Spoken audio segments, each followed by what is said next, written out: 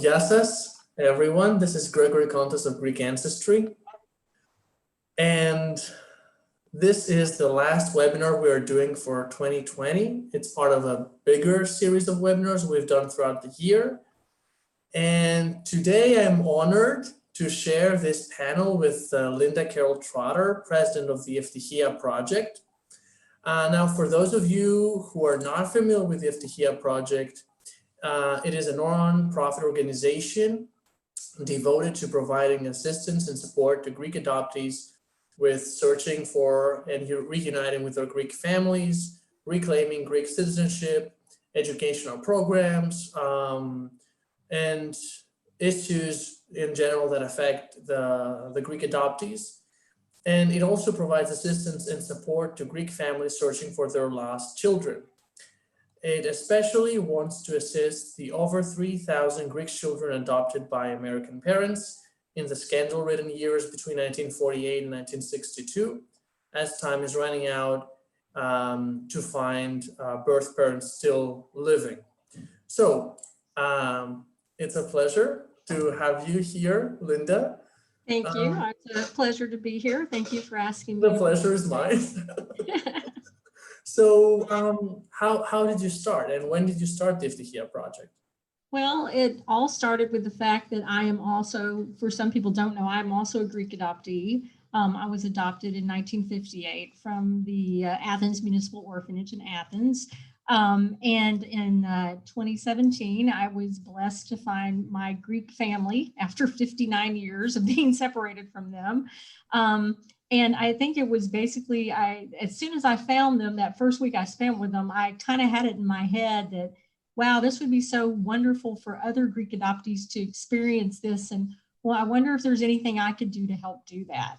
And so I wanted other Greek adoptees to experience that joy and that closure of finding your family and finding your roots, because we all, I mean, I think it's a basic human right that we all deserve to know where we came from, and we deserve to know our roots. So anyway, I thought about it, but at the time when I first found them, of course, I didn't know any Greek. I didn't know any Greek people except the family I just met.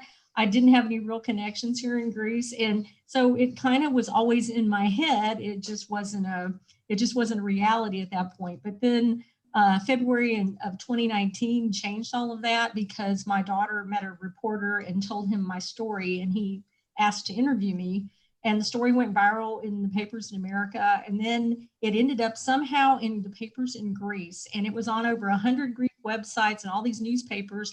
And I had already talked to a couple of my adoptee friends about starting something to help other Greek adoptees. But then when all of this publicity happened, I mean, I know the value of publicity and how it is good. And I told my husband, we have to do something now, because what if this never comes again? What if we never get this kind of publicity for the problem of the fact that there's over 3,000 of them and I'm just one of them.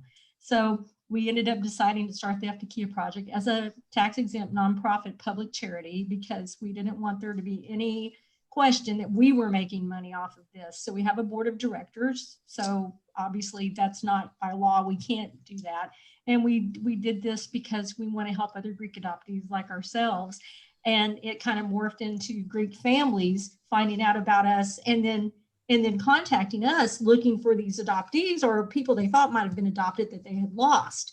And that's great, because maybe some of these families are going to wind up matching with some of our adoptees eventually. So right. So now we have families on board. So it kind of took us by surprise how fast all of this went. It really did. Yeah, it's less than 2 years now, right? Yeah, it's about a year and a half now at this point. So yeah, wow. It was it was at the end of April of 2019 when we started. So cool.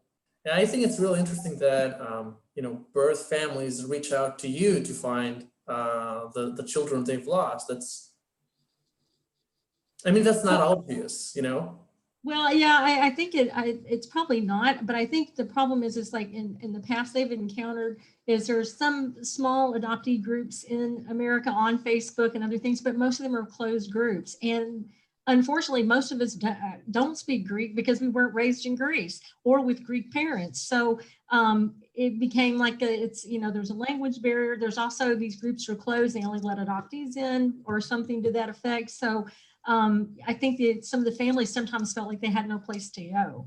And how would they ever, because if you don't interface with the adoptees, how are you ever going to find anybody? You know, it's difficult. So when the family started contacting me, I've learned to read Greek really well. So it's kind of a necessity. I actually read and write it and understand it much better than I speak it. But that's been kind of Greek lesson for me every day with these families texting us and stuff. And they started to see our posts. They started to follow the Eftychia Project, and then they started to come to us for help. And so it kind of morphed into adoptees in the 50s and 60s to any Greek-born adoptees of any era, as long as they were born in Greece and they're looking for family, and regardless of what country they were adopted to. I mean, we've even helped somebody from who was originally adopted to South Africa and then moved to Cyprus find their family. So we've done, I guess we're kind of sort of international at this point, but it's been a really amazing thing how the families have all started to come to us too. But that's great, because that's how you connect people, is they're looking for family. The families are looking for somebody. Right. How many people have you helped so far? So far, I will say that we've been contacted by over 100 adoptees so far, and we're getting close to that many families too. So obviously we can't help everybody all at once. We're trying, we don't want to turn down anybody, but we don't also want to keep people too much on the back burner. Right. We try to prioritize things the best we can. We try to do it as we get it.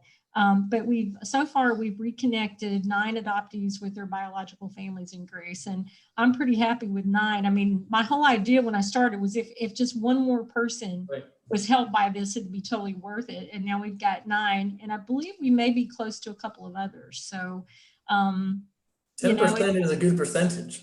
Yeah, I don't think it's bad. I mean, we've done pretty well so far. And the thing too is like, I want to personally thank all of the people who help us, because I don't do this by myself, and the board members don't do this by themselves. There are lots of wonderful, kind, caring people out there like you and Greek Ancestry, like the people at Hellenic Genealogy Geek and all these other Facebook groups, Hellenic Genealogy Resources and Hellenic Ancestry and History.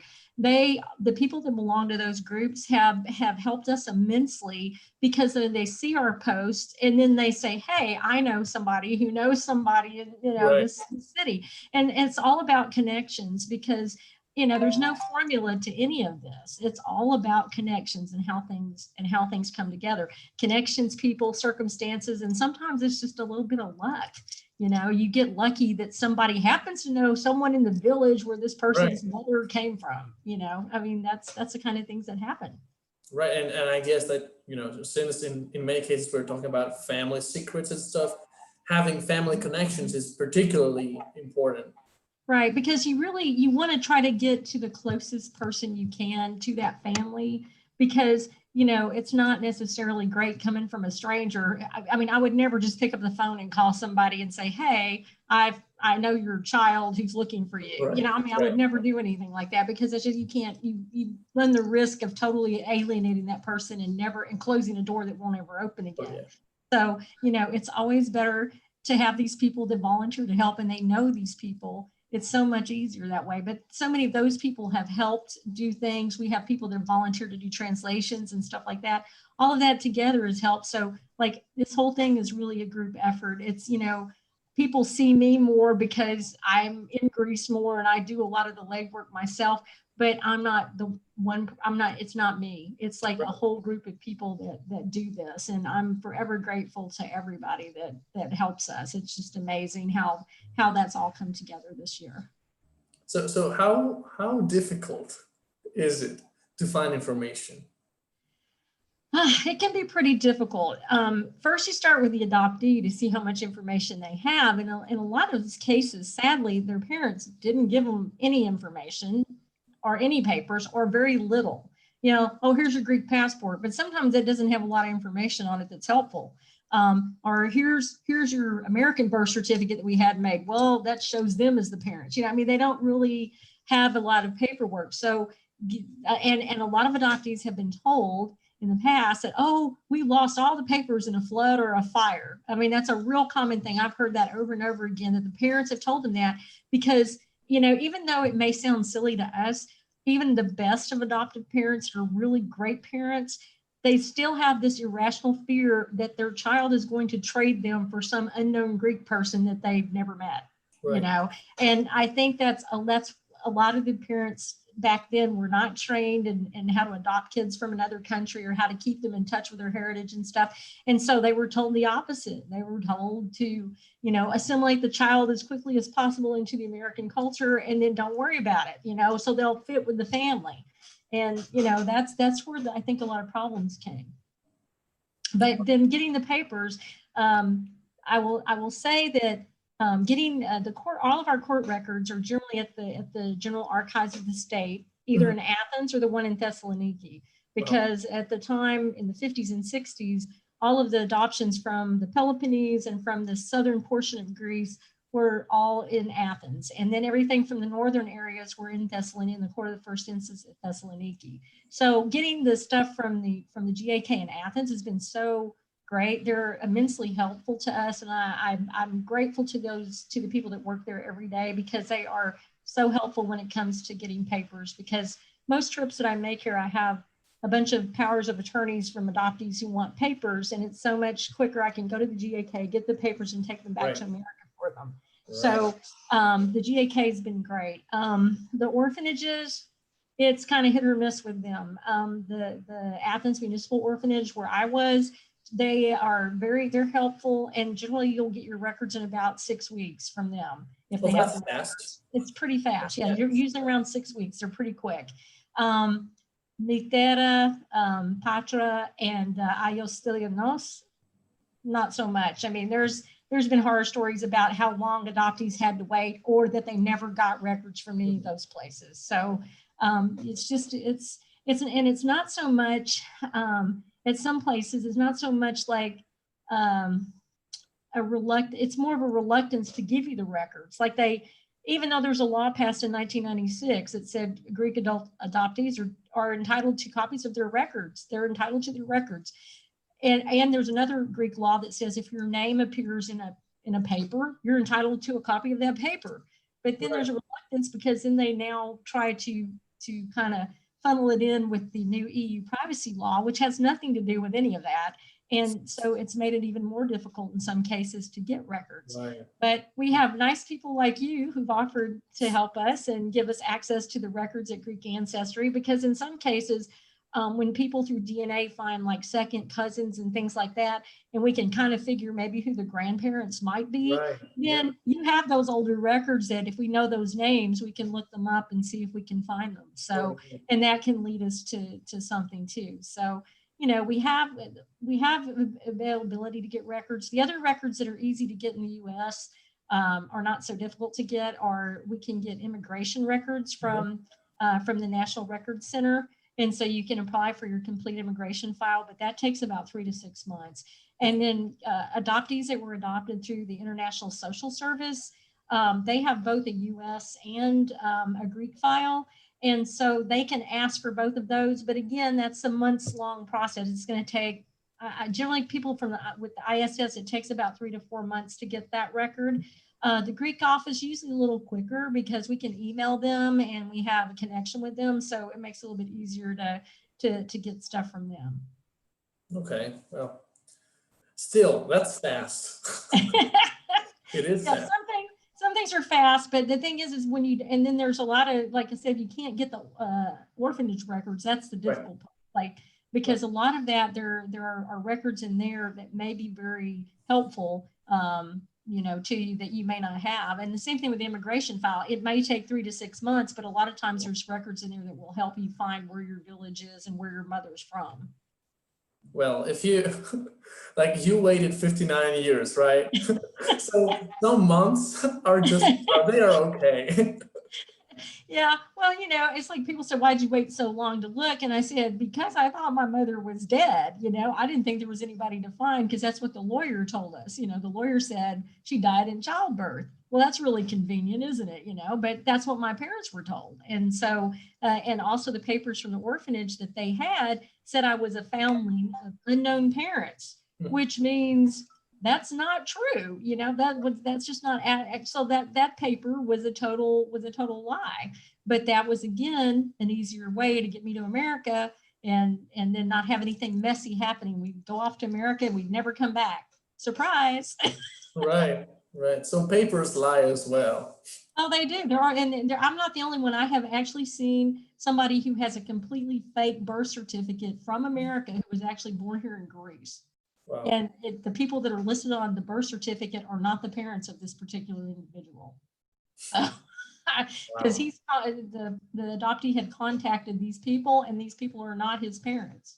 So, I mean, there's just all kinds of strange things that went on back then. I mean, I would say the majority of our adoptions are irregular, not necessarily illegal, because obviously the Greek court made them legal when they gave the adoption decree. But there are a few that are completely probably illegal. I mean, there's going to be some in any adoption when you adopt a lot of kids from one country. Right. So, Linda, so you've been through this. So,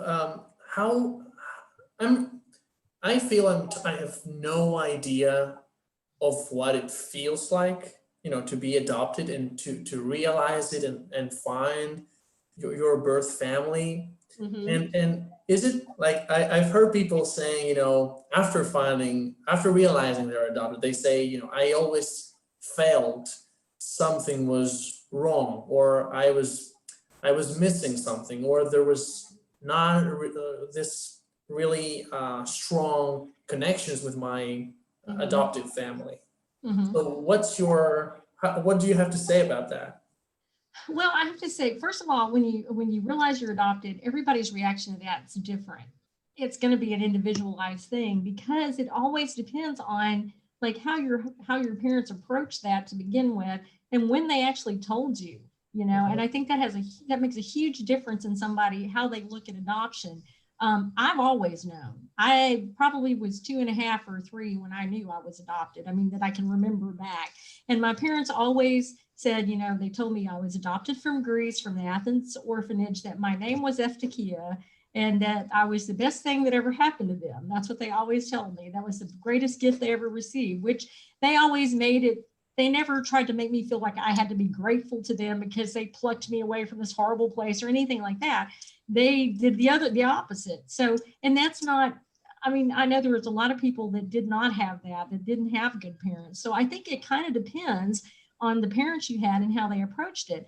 I know another adoptee who was 50 years old when they found out they were adopted. And that's got to put a real kink in the, you should always be able to trust your parents kind of narrative, So I think it's when you tell them and how you tell them and how you approach that makes a huge, huge difference. So I can say that now as far as like, let's see, how we were adopted. Oh, when we find our birth family, that again is kind of individualized because it kind of depends on what you find.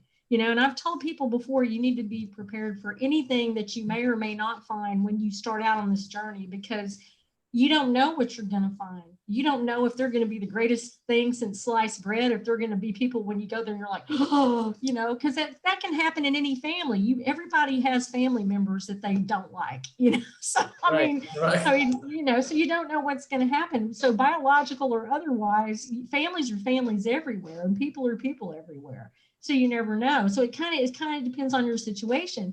Like I was overjoyed to find my family. I think my family's great because this is my 24th trip to Greece since I found my family. So obviously I like my family pretty well. Right. So, and the other thing is I've had 59 years that I was away, and I'm trying to catch up and do everything that I can possibly do before I go to heaven someday. So, I want to see it all. I want to do it all. I want to embrace it all because it's my heritage. It's where I'm from, and I'm definitely Greek, So, and so finding your birth family, and then again, everybody's got a different relationship with your birth family.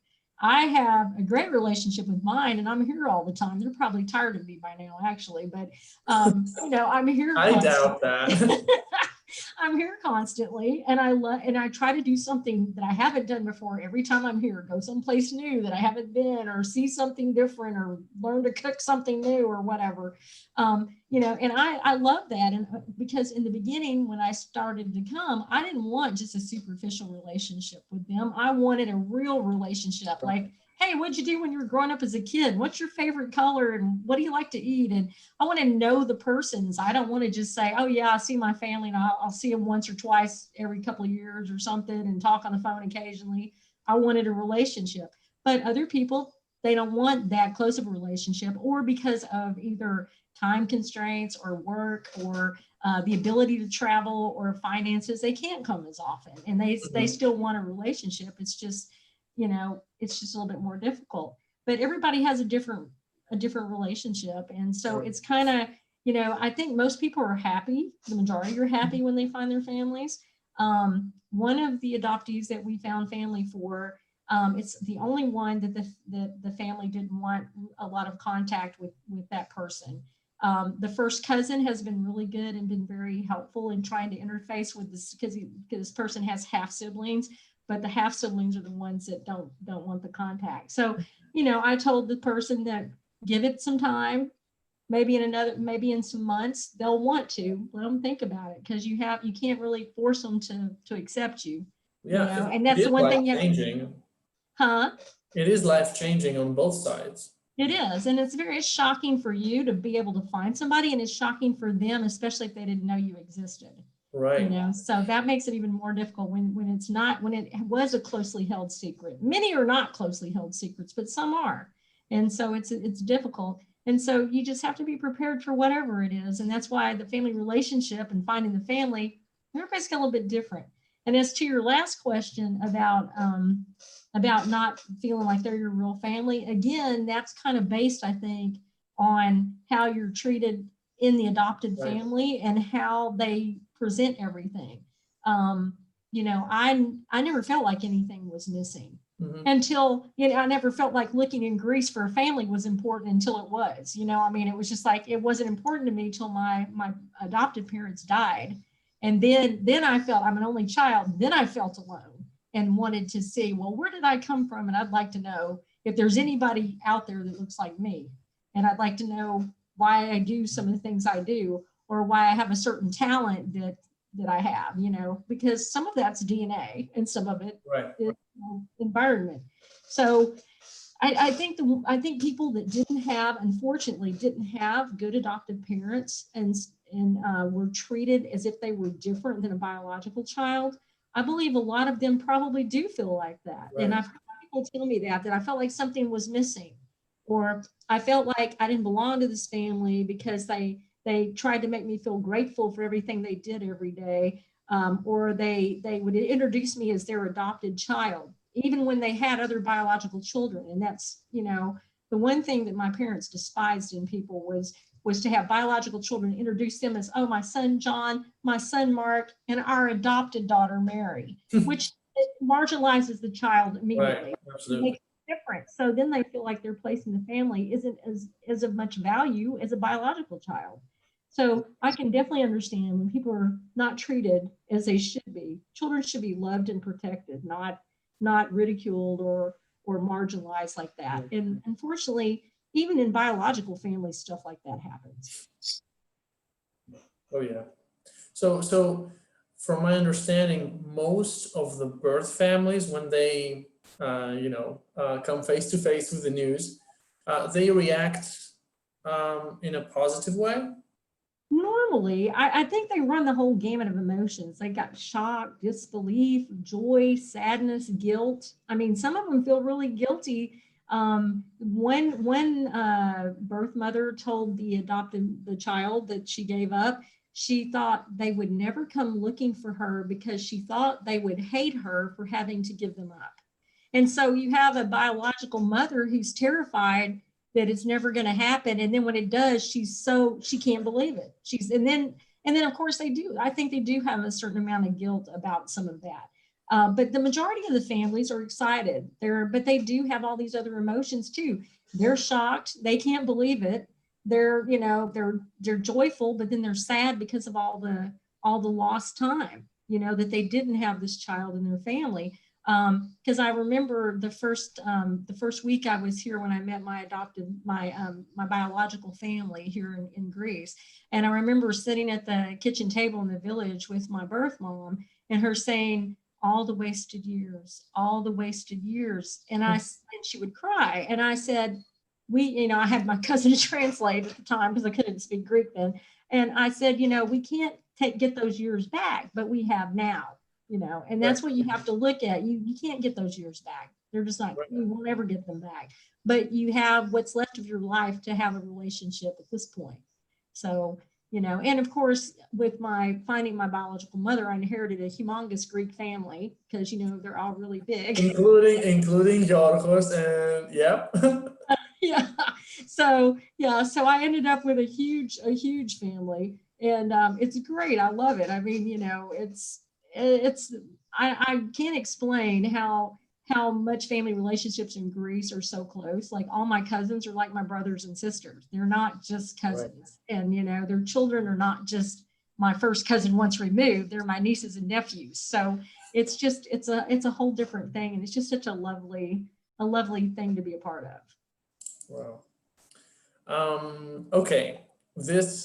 All right. So what's the most interesting story, except for yours, of a person who you've helped so far? Well, I have to say that all of them are interesting, and all of them deserve a book of their own, because they're all, I've said many times actually before, that all of our stories are different, and yet they're all the same, because we all came from the same circumstances. But the way in which we all got to America, the way the ones of us that have come back, it's all been miraculous and crazy and wild. And I've told my husband one time, I said, no story could get crazier than this one. And sure enough, as soon as I say that, the next story is even weirder. But I can relate. I'll just relate briefly the first person that we found family for, Denise Madlin, who lives in Florida. And in her case, she had been looking for 20-something years for her family. And unfortunately, in 2 different occasions in those 20 years, she ran into people that were unscrupulous, who wanted money, who would take money and then really didn't do much of anything. And one person, 5 years before we found the family, I guess that was like in April of 20, I guess right when we first started the Eftychia Project. One person 5 years earlier had found her family and then asked her for money, asked the family for money. Neither one of them had money, and the person that did this refused to give either one of them their telephone numbers or anything else, and wouldn't answer their calls anymore. And so I only realized that this person had actually found her family, because she didn't let them talk to each other, when I got her papers from the orphanage. And this is what the ironic part is. Ironically, she was in the same orphanage as me for approximately 5 months of the time, or 4 months of the 6.5 months I was there. Wow. She also came from a very small village 5 minutes from Eftychia, and my family's from Stranoma, Eftychia. And then we found out that her oldest sister, who's quite a bit older than her, lives 4 blocks from me in Eftychia, and that sister's son went to school with my cousin Vasilis.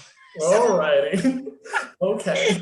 And so it was like, we're like, oh my God, that's just too ironic and too weird. And then when she came here to visit her family for the first time, I was actually here. And so she stayed with me for 2 weeks here in the apartment, because we could just walk to her sister's. And it was just an amazing thing. And by the time we got done with those 2 weeks, she said, eventually we're going to find out we're related. Right. Oh yeah, you will find that out. So it was just odd that we ended up like being from the same area, almost identically.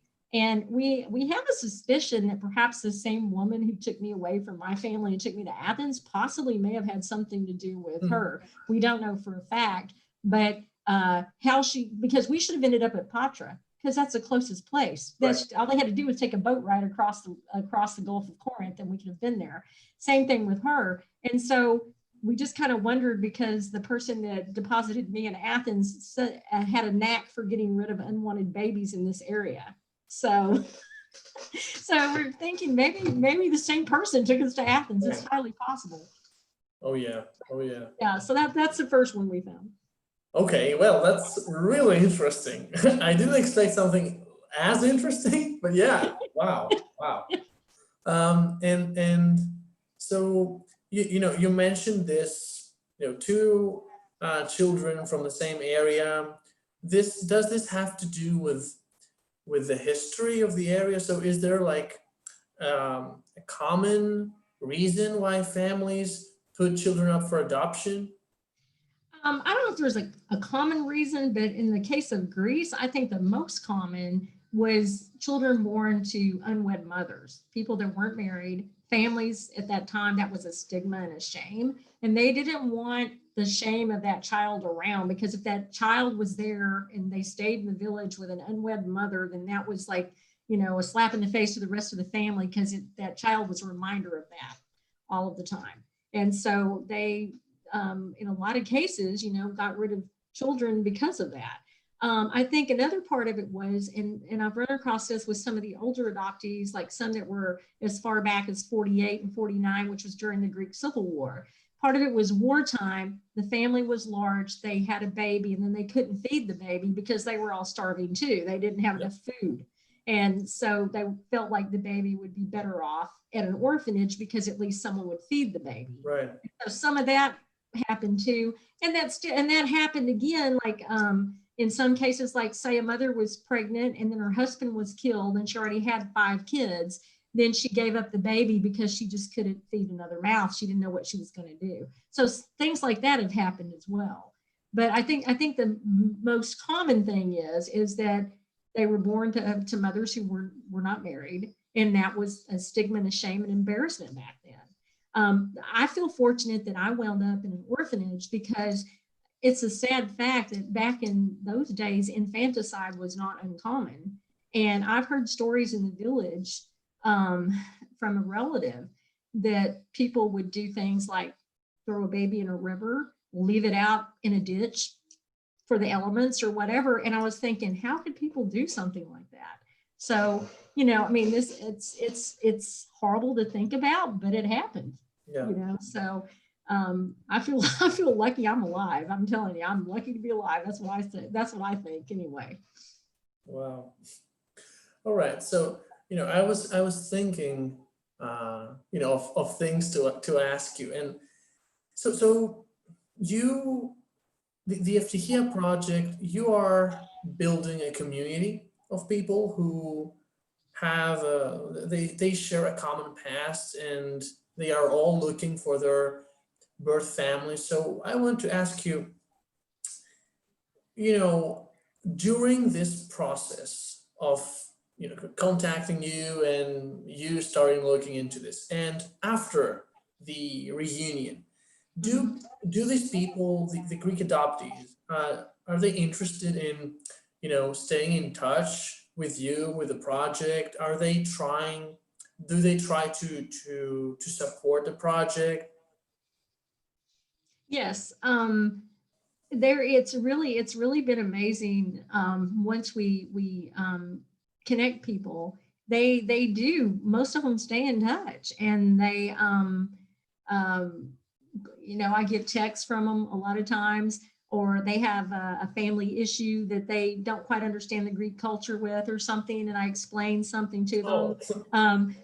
Like the fact that everybody wants to fight over land, and that sort of thing. I mean, how they do that, how it is sometimes when you go home, you're not sure who you're supposed to speak to because your birth mom isn't speaking to somebody, and therefore you shouldn't do it either, and that sort of thing. I mean, they'll call and ask me for advice, or sometimes I have to do some translation stuff for them. I mean, I'm by no means fluent or anything, but generally if they'll send me a text that their relative sent, I can usually figure it out and tell them what to say back to them. They can usually put it in Google and stuff. So they do stay in touch. And sometimes they just stay in touch to say, hey, things are going good. I do check on adoptees that we have already helped. I check on them to see how things are going with their family. Some of them have not yet come to Greece. Well, obviously they can't, because all this whole year has been COVID. So they really, since March, haven't been able to go anywhere. So, I'm trying to help them stay in touch with them and to see how things are going that way. And we're hoping, that at least by the summer, hopefully Americans are allowed back in, American citizens are back into the EU. So yeah, they stay in touch, and they do, a lot of them do help. We have people that have still not found family, or families that have still not found kids, that are volunteering to help every day.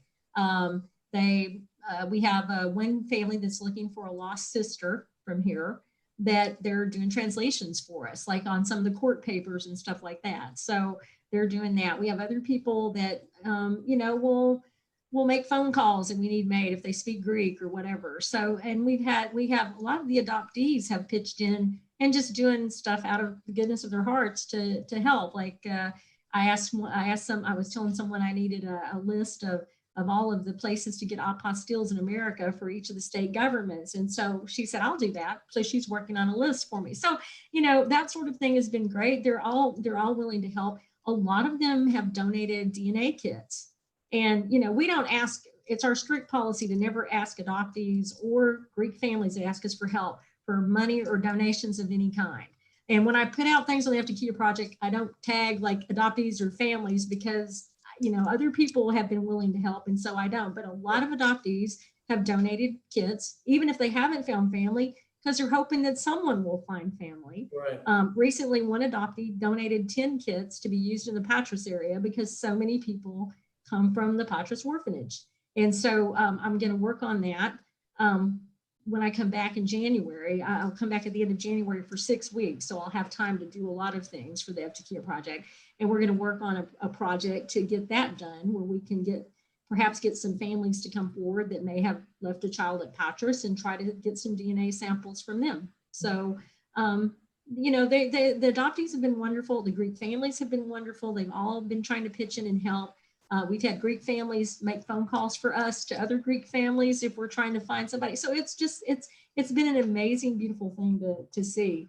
And we formed so many bonds with these people, especially during the DNA collections. Like you can talk to these people every day on Facebook and you can text them and all that. But when you are there with them and they're telling you their story and you're doing the DNA samples, collecting for them, and you're talking to them and they ask you to eat lunch with them and all the things they do, it's real then it's real. And it's very emotional, very emotional.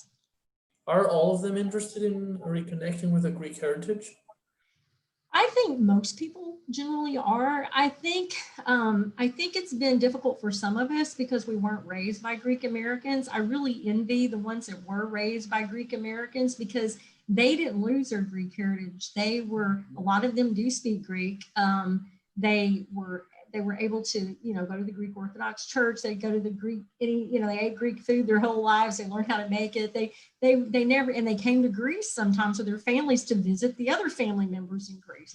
So they didn't lose that. But those of us who were adopted by Americans, in some cases it was deliberate, trying to assimilate to the culture and keep you from being Greek. There were the older kids that spoke Greek when they came here. Some families forbid them to speak Greek. They want them to speak English. And so they wouldn't let them. My family didn't keep me from Greek stuff. They didn't actively promote it, but they didn't keep me from it. If I wanted something Greek, or I wanted a Greek book or Greek mythology book or whatever, want to go to the Greek festival, want to go eat Greek food, oh, sure, we'll do that. So they did that, but they didn't know any Greek people either, Right. So, but it was, I think it kind of depends on the family you grew up in, but I think most of us want to reconnect. The extent to which we do, I think that varies greatly. Right. Some people just want to know what happened in their adoptions and they don't really have any real desire to connect with the whole culture. But I think the vast majority want to get back in touch with their culture and their heritage. As far as learning the Greek language, not very many people want to because it's difficult. Yes. Believe this fully. I know. So and that's it's very difficult. And I take lessons trying to online trying to figure all this out now. But it's not something that everybody wants to do. I mean, all of them, if they're the ones that do find family, I do encourage them to at least learn some phrases and stuff because your older relatives aren't going to speak English and you're going to need to be able to communicate with them in some way or another. Right. But most of your cousins your age probably have kids that speak English. So there's going to be someone around that speaks English that can help translate. But You know, but I think the vast majority, like I love Greek dancing, and I think most of the other people I know do too. So, you know, they want to get back in touch with that. And I've become a huge fan of Greek pop music. Oh, So, oh yes, if I could meet Petros Yakovidis, I would love it. I love that man. okay. Well, we will try to get you in touch with him then. Oh, I just like be still my beating heart. All right, okay. But yeah, I mean, I think most everybody is interested in where that's because that's all part of who you are. You Right. know, it's part of your identity. You're Greek, so embrace it, I say. Yes, yeah, no, I see the point. Okay, so you have helped 9 people reunite, and about 100 people have reached out to you. This is pretty good for less than 2 years. So Well, how? 100 adoptees and another 100 Greek families almost. Oh So wow! we're getting close to 100 Greek families now. Oh So wow! yeah. That's okay. That's impressive. That's impressive. So what? How do you see, the Eftychia project in a year from now, or in the years to come? Well, we are set up as a nonprofit. So my fondest wish is to see us funded by a grant from a foundation or multiple foundations, to where we can have someone who handles the day-to-day operations of running everything. And then I can devote myself to finding things or, reading documents and finding, searching for the clues. You're sort of like a private detective when you kind of do all this stuff. So that way we are planning to launch a volunteer program sometime after the first of the year. Because we've had so many people say they want to help. And of course, being an organization, we have to vet people and all that stuff to stay legal and above board with everything. So we're going to start a volunteer program, and hopefully, like I said, it'll be up and running sometime after the first of the year. We have a website in development right now. And that by the first of the year should be operational. So that will help us immensely as far as being able to get things out to a broader audience than just Facebook. So that's one thing we have on our plate. If we could, I guess we want to make things, if we can have enough volunteers to do the things that we need done, we can help people more quickly and more efficiently. And that's the biggest thing, is trying, because, I've always said that, like, you don't want to help so many people that you don't help anybody, because you have too much. And it's gotten to be too much for the 4 of us on the board of directors. So it's like, we need more help, and we need more things. We need more people to pitch in and do stuff to help us. So that's kind of where I see us. I'm hoping that we're going to be able to affect some changes in how we get our records and stuff here. We're working on that right now, trying to get an inroad with someone in authority that can do something about that. So that's something we're working on. We're also working to try to help people figure out this crazy path to citizenship for Greek adoptees, because that's a huge thing for us. I'm fortunate that I have mine, but I had the help of my family, and I had a lot of help. It still took me 2.5 years because I had to go to court and change my name and all this other stuff. I mean, it was a lot of things I had to do, but I should be grateful it was only 2.5 years, because I've heard such horror stories about people who are just trying to get it through their parents who were born in Greece, or their grandparents, and they've been working on it 5 years and it costs all this money and they had to get a lawyer. And really and truly, it shouldn't be that difficult, because all of us had a Greek passport when we left here that said we were Greek and said we were born here. We should automatically be citizens. We shouldn't have to do all this. So that's another project that we're working on, is trying to make that much easier for Greek adoptees to get their citizenship. So, I mean, that's next year probably before we get all of that completely together, but we're hoping that that's going to eventually someday something will happen. And like I tell everybody, the wheels of bureaucracy in Greece turn slow, but at least they turn, so. Oh, So yeah. that's kind of our plans over the next little bit. Right. Okay. You mentioned before that you need volunteers and people. What else do you need? Well, I mean, you know, we always can use DNA kits. We can always use DNA kits because, you know, I had several people that I had kind of planned on this trip to go to Crete because I had 3 or 4 people there that wanted to do DNA. So I didn't get to do that. Hopefully when I come back on the 26th of January, things will be opened up enough where I at least go to Crete. But DNA kits are something we can always use. And this is not, of course, money to help fund everything, but you know, this is not an appeal to adoptees or Greek families to give us money because we never asked them for money because that was so many people have been scammed in the past by basically the same people over and over again. And we didn't want that to be something that people would be afraid of. So, you know, we help everybody absolutely at no charge to them. And so, but if anybody out there is a huge big donor that would love to donate, so great. if anybody in Greece has Right. any Greek foundation that would like to help, you know, Greek people who are trying to come back home, because basically all we want to do is come home to Greece. You know, that's what these adoptees, they want to come home. They want to know where they came from. They want their heritage and their culture back. And most of them want their citizenship too. And that's, you know, that's great for Greece because when we come, we bring our families and we help tourism and we do a lot of things like that. So I think it's to Greece's advantage to grant us all citizenship too.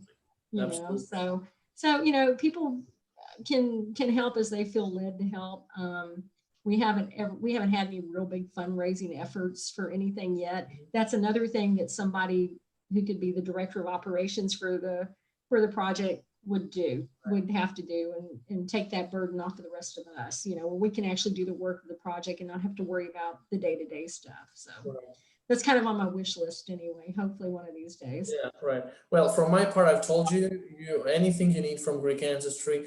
Plus, we just released this city directories collection, which goes up to 1947 from all over Greece. So if that is also, you know, of interest, just let me know and we'll set it up.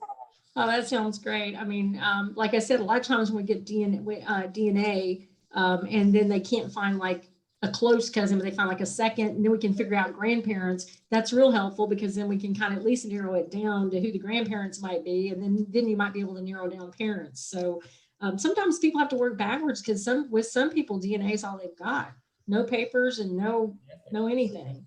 So DNA is all they can use to get where they're going to go, and that's true for a lot of people from Patra because there's just not a lot of information there. So. Yeah, that's great. We appreciate so much all of your help and leaving us access to records so we can figure out maybe reunite somebody else. So it's an amazing thing. We appreciate it very much. So what's your, as we are, you know, heading to the end of this interview, what's your message to those people out there who are still looking for their birth families? Well, my message, I think, would be that there's always hope. Don't ever give up hope because you never know, like even if you've done DNA, you never know who's going to do DNA tomorrow. It might be that match you need. For example, I didn't get anything closer than a 4th cousin when I first did DNA 3 years ago. And now I have a 2nd cousin once removed, which is great because it's like I got something closer, and that's helpful because 2nd cousins can be helpful. I mean, so you know, you may not get anything for weeks or months or even a couple of years, and then that person you need to do DNA suddenly does it. So don't give up hope because there's always hope on that end. There's always people finding. We've helped some people. Other people have found family on their own or through other means and stuff. People find family. That's inspiring for other people to know that it gives you hope that there is a way to find family, and eventually maybe you'll find yours too. So don't give up hope. I also, you know, if you want our help, we don't demand exclusivity at all because I've always told people don't put your eggs into one basket, old American saying. Don't bet on just one thing. Use every avenue you have available to you to find information, to find your family, because at the end of the day, it doesn't matter who found your family. It Right. matters that you found your family. Right. So it doesn't matter how you got there. You know, it doesn't matter. The credit, whoever gets the credit is not important. What's important is you found your roots, you found your family, and that's all any of us want. So, you know, we're here to help in any way that we can. Use, like I said, use everything you've got, all the tools at your disposal to do this, because, you know, it's a long process sometimes. And sometimes things that seem quick, you have no idea what went on for the months leading up to all of a sudden it went like this, and you found the family, but they don't know the months of work that went into that before that happened. So, you know, don't just be patient, cultivate patience, which is hard for me, I have to admit. Cultivate patience and don't ever give up, because they're out there somewhere. Right. Yeah, this is so true. Now, as we're speaking, you know, so we are talking on Zoom, but we're live streaming on Facebook, and there is a tone of comments and people who want to volunteer with DNA analysis, with obtaining DNA samples. People from Thessaloniki saying hello, Hi. and that they're waiting for you. Someone asks if a third or fourth cousin DNA match is helpful, how helpful it is. I guess it's better than nothing, but it's not close enough. It's third cousins, you might be able to work backwards from a little easier. Sometimes if you find, depends too, I know a lot of people that know way more about how the family trees work than I do. There's a lot of things about, if you find a lot of common matches between you and a fourth cousin, then you know you're probably related somehow. The only problem with fourth cousins is like that's 4 generations ago. And a lot of those people don't know your immediate family now. But third cousins, you can, I think you have great grandparents in common. So you might be able to work back from that, because that's 3 generations as opposed to 4. But sometimes that's all you have. So you just really have to work with what you got. And again, I always urge everybody that does DNA, like if you've done it, like say on 23andMe and MyHeritage, you can upload for free to, not MyHeritage, 23andMe and Ancestry, you can upload for free to MyHeritage and to GEDmatch and to Family Tree DNA. I don't think people have gotten a lot off the Family Tree DNA, I don't think there's that many Greeks that are actually doing that one, but you never know when somebody might actually do that one. But MyHeritage, a lot of people, when they upload, they find even some closer matches sometimes. So, you know, if you're doing, do your DNA and try to, and upload to as many things as you can. Exactly. And eventually, hopefully somebody will match, or you'll get a second cousin. A second cousin, your second cousin's grandparent and one of your grandparents are siblings. Exactly. So if you can figure that out, then that helps. But yeah, third and fourth cousin, you got to take what you got. And then there are people that know a lot about doing those family trees and cross-referencing them. And that's more of a genealogy thing, and I'm not as good at that. I can do it when it gets close. It's when it's far back that I don't claim any expertise in that. We have people here asking how they can donate kits or money. That was not. Okay. How do they do it? Do they contact you? If they want to donate DNA kits, they can go to our Facebook page.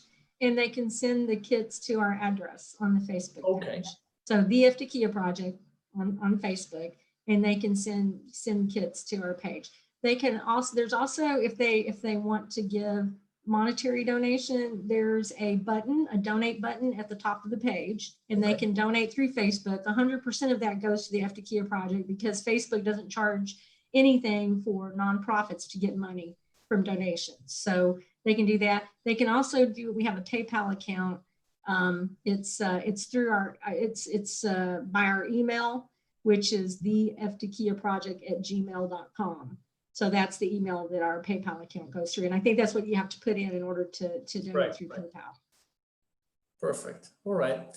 Well, thank you very, very much. Σε ευχαριστώ πολύ. Παρακαλώ. And I wish you the best. I hope you will be able to help as many people as you can in the years to come. I'm sure many people will help you and contribute after this presentation today. And anything you will need in the future, just let us know. Oh, I appreciate it so much, Greg. It's been such a pleasure meeting you. When I was here before we had the lockdown and we got to actually meet in person.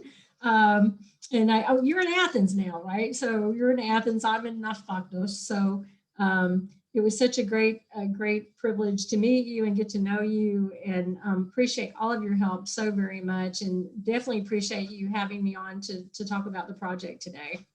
The pleasure is all mine, all mine. Okay. So good night, Greece. Good afternoon, good evening, America. Good morning, Australia. And I guess we will continue in 2021 with more Greek Ancestry webinars and interviews. So we'll be in touch, people. Thank you again, Linda. And good night. Kalinita. Kalinita. Bye. Bye.